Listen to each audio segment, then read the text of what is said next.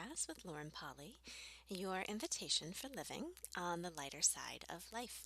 I'm Lauren Polly, and I am delighted you have chosen to join me today for episode 225 Acknowledgement Exercise.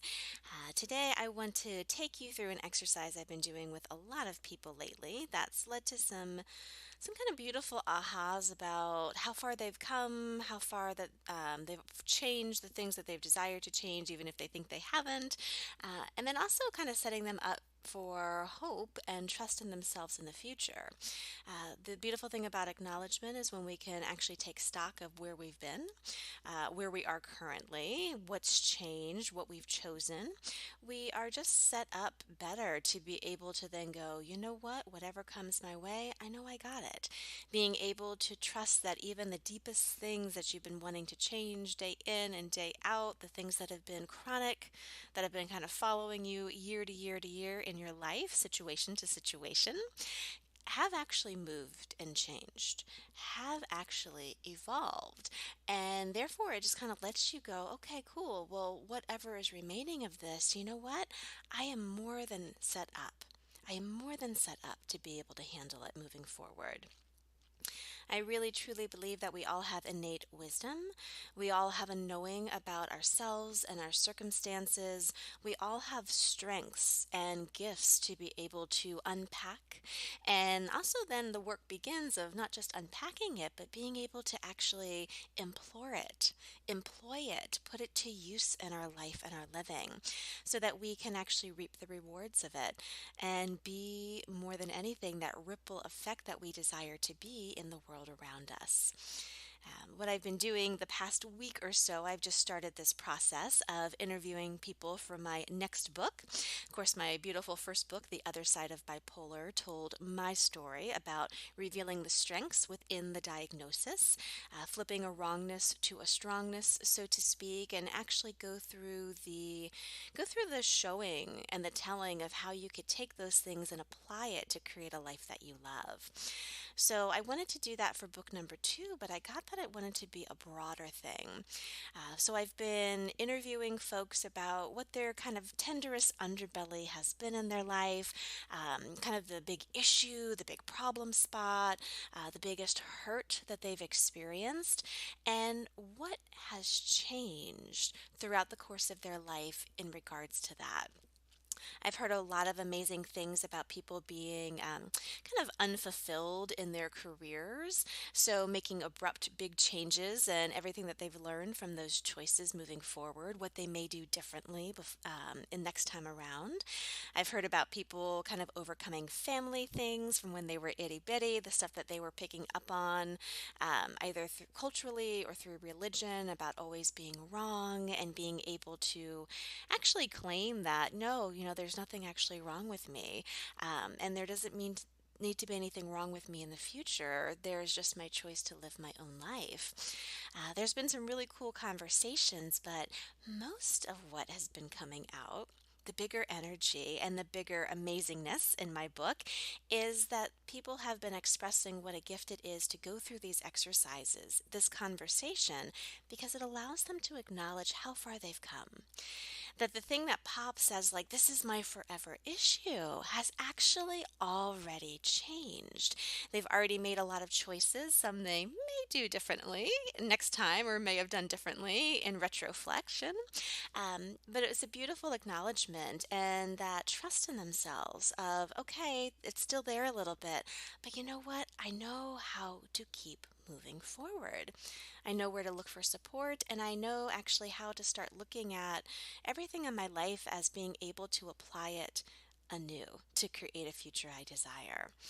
So I wanted to offer you the same questions that I've been doing with these people in kind of modified format. Feel free later if you want to like journal about this, write it down if you're a visual person. Otherwise, just lay back, relax, and let the questions roll over you. Let whatever comes up come up, and perhaps listen to this episode a few times to just keep diving in deeper. So I've just been starting off with like allowing people to relax and drop down their walls, their barriers, the need to find the right answer, the need to actually have an answer to these questions. And just look for yourself. What has been the biggest hurt in your life? That tenderest spot that you have maybe gone into protection mode, defensive mode. Perhaps you're in the point of masking over it, pretending it's not there, pretending it's okay. Perhaps you have done the exploration work of going, okay, well, maybe this isn't such a wrong thing to have. How is it serving me, and how can I use it to serve myself and serve others? Perhaps it's grown, perhaps it's changed, it's morphed, who knows, but whatever pops, let that be. Your tenderest spot, your biggest thing. And I'd like you to just to imagine like a perfect scene of where that came up. The woman I was talking about who was unfulfilled in her career, the scene that popped for her was sitting at a five-star restaurant out on a job assignment. Her company was paying for the meal, surrounded by luxury, and she was just looking around going, is this all that is? Is this all there is? A sense of everything being perfect on the surface, but deep down underneath it, really desiring more. So it wasn't a traumatic thing, it was just this desire for something different, a what's next, without even knowing what the what's next is. Perhaps your tenderest part isn't a drama or a trauma. Perhaps it is just that sense of something else is possible that you have yet to touch on. Other people I've been speaking to, that tenderest spot was a trauma. Like I look at myself with my own mental health diagnosis. That has been something that has been kind of a constant companion throughout my life in different forms. A liability at first, absolutely, trying to find peace with it. Looking at kind of all those scenes that pop that were in my first book of being judged for it, shutting myself down, being scared of it. And then the second question I've been posing to people, think of a scene with it as it is right now. So you had your scene from beginning, kind of like that inception point, me first getting diagnosed, this lady sitting at the table at that five-star restaurant and going, oh my God, is this all there is to life? Seems a bit empty. Think now about that same thing, that same energy, that same problem, whatever, and think of a scene as it appears now in your life. Is it even still there, number one? And if it isn't, acknowledge that. Is it there, but is it there in a different capacity? Have you done the work to explore what's next? Have you started to actually do things to lead to greater fulfillment? Have you actually walked the walk of being able to make peace with the trauma, peace with the drama? Have you actually taken that thing and flipped it upside down to explore it over and over and flip it again and again to look at what else is there? That if it wasn't a judgeable offense, could actually be a useful asset in your life, or a spark, or an exploration, or a sign of something that you could actually create. For me, the scene that pops with what I went through is actually being able to work with my clients, being able to utilize my great quote unquote sensitivities from back in the day, which now I know is expanded awareness, to be able to create deep connections, to be vulnerable and unbarriered with people, and to be able to actually create things that touch people on a deep level because I have that ability. The woman I was speaking of before in her restaurant, now actually looking back, she goes, the scene I have right now is actually having gratitude for what I had, where before it was such a norm. The five-star resort, all of this stuff was just so normal to me that I felt a bit empty with it. There was a lack of gratitude. All of these things are beautiful touchstones into that scene that was before. That initial hurt, that initial, that catalyzed a discovery, and where you sit with it right now. What's changed? And even if a scene doesn't pop, even if you're not visual or a storyteller like that, energetically, behaviorally, mind-based, bank account-wise, business, whatever it is, what has shifted? And now, this final piece to it, what would you say to someone in your current circumstance, someone who had the scene before, someone who's in the current scene right now, current energy? What would you say to that person moving forward? What's the advice you would give? What awareness do you have about what could be next? What's required?